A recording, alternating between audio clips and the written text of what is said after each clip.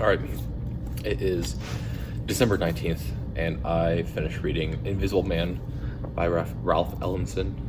I always want to say Ellison. That's because I had a 8th grade English teacher that was named Ellison. Anyways, Ralph Ellison.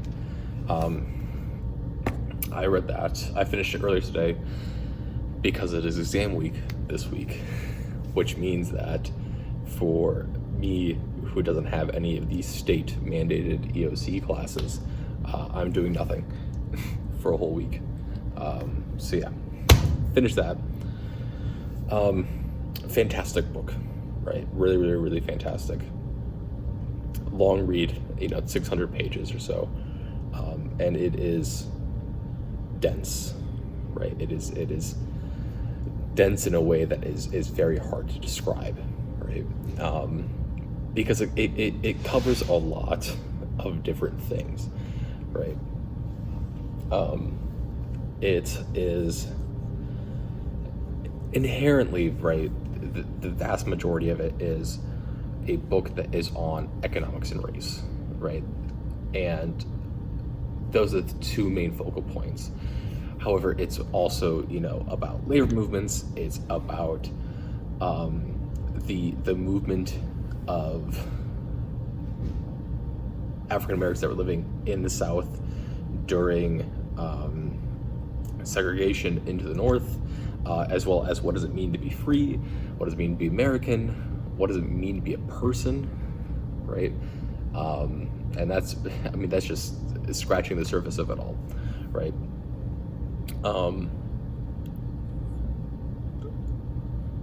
Because inherently, right, the point of Invisible Man, at least to me, the character is to showcase the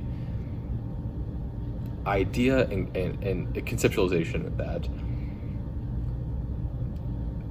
you are a lot more free to do what you want when you exist within a system where you get to hide, right?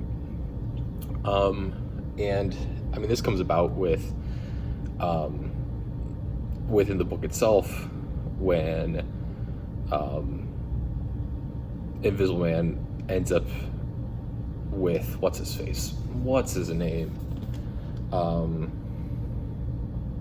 I can't even remember his name. Reinhardt, right? Reinhardt. Of where Invisible Man comes across Reinhardt. That he looks like Reinhardt in the way that he's dressed, but then also gets to Reinhardt does whatever he wants, right? And it's because of this idea that when you're in the North, right, when you're in these larger cities, not only do you have this physical freedom in which, yes, you are not segregated in the same ways, but also because of how many people there are, you can hide and never see the same people unless you're in a very specific situation, right? And so Reinhardt is a million different things, right? He's a bookie, he's a gambler, he's a womanizer, and he's also a reverend, right? And he does all of these things. And to Invisible Man, it's a revelation, right? Because it's what he has been looking for this whole time, right? Is that throughout all of this, right, through all of his different things, whether it be through his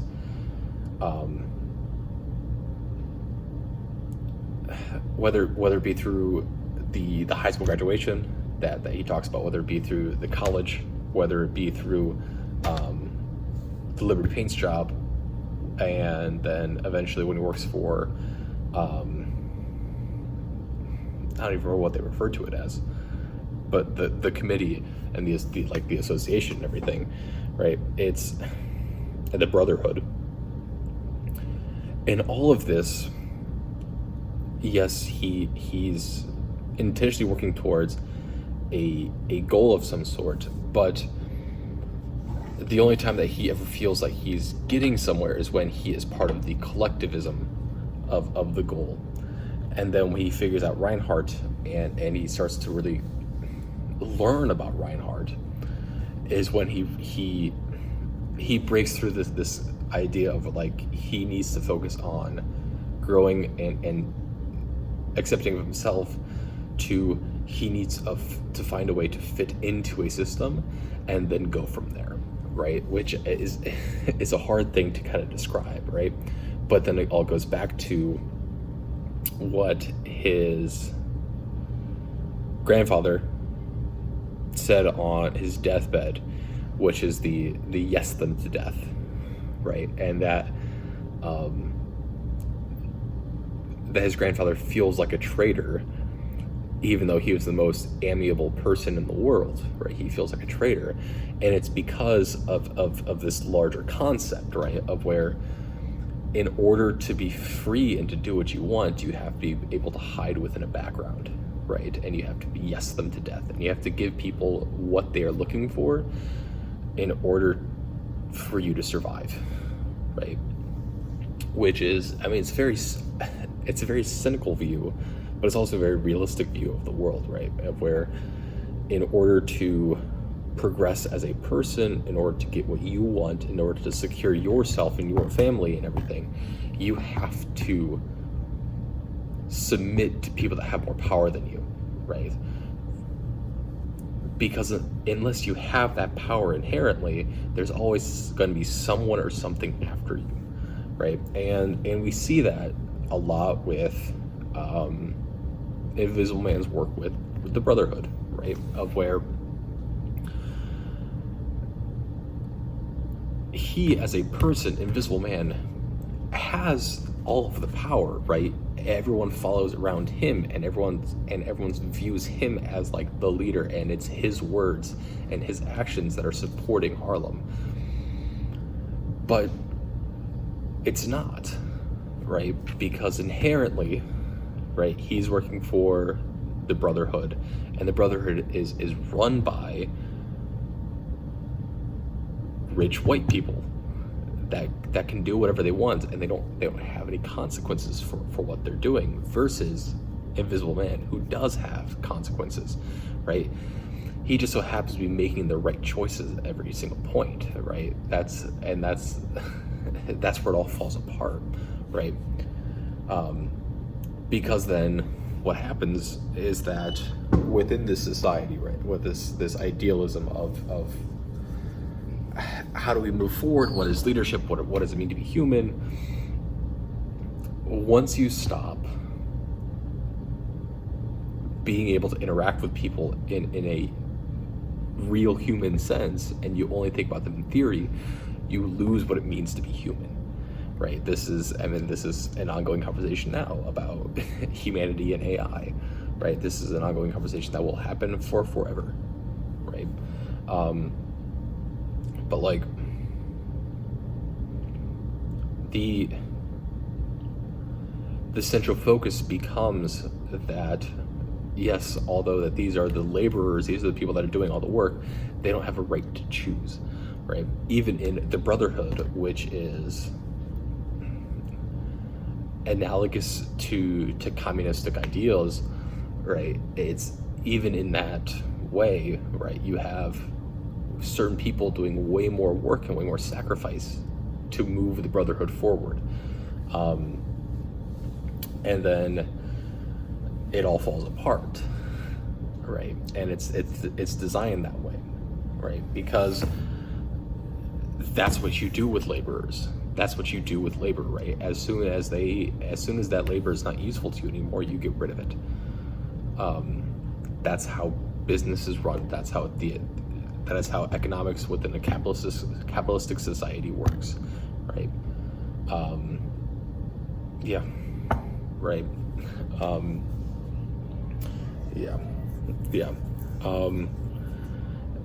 There's also a great deal of talk and comparison about going from legitimate slavery. I shouldn't say legitimate. Legitimate's the wrong word to use there.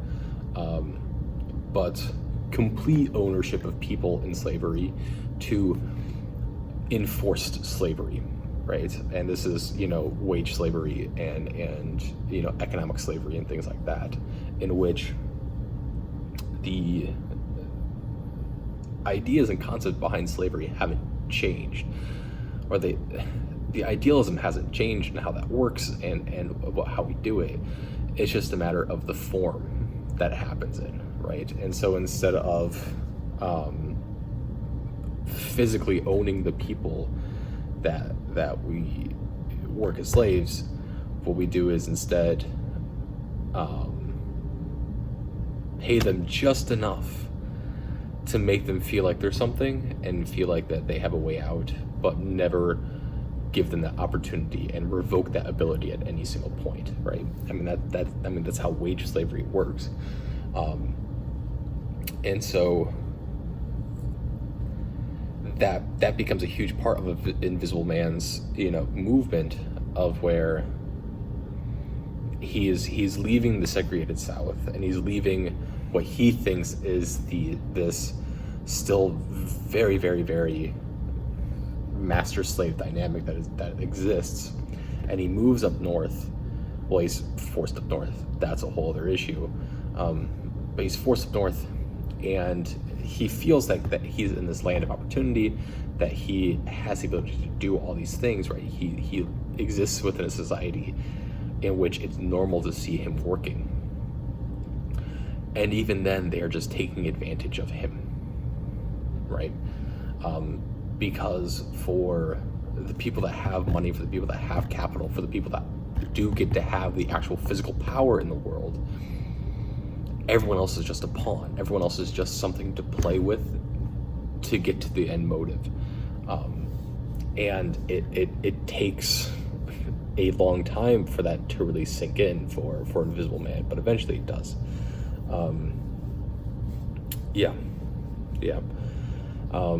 You also have what becomes analogous to the Black Panthers, of where you have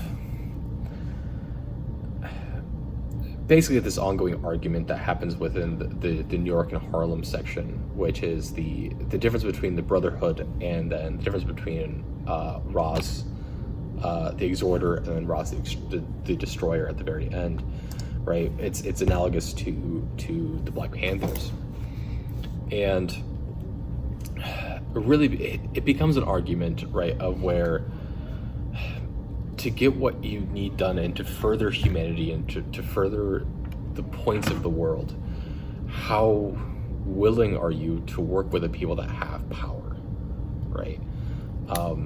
Because you're looking at the Brotherhood, which on its face, and like without looking too much into it, is supposed to be this very like anarchistic, communistic, we're all going to be collectivist, but it's also going to be a grassroots movement until you learn more and more and more about it. And it's not until much later on within the book that Invisible Man really learns more about how this actually works, of where there's committees and there's a whole bunch of higher ups and there's a whole bunch of money that's flowing through this. But then you compare that to Roz and his movement, which is based in Black excellence, but then also the complete removal of any sort of whiteness, any sort of non-blackness within the community, and it becomes this long-standing issue of what does it mean to actually allow Black excellence to thrive, right? Of where is that a complete expulsion of anything that is deemed whiteness in any sort of way, or is it a combining of the two things, right? And what Invisible Man eventually kind of settles on, at least from my understanding, is that it is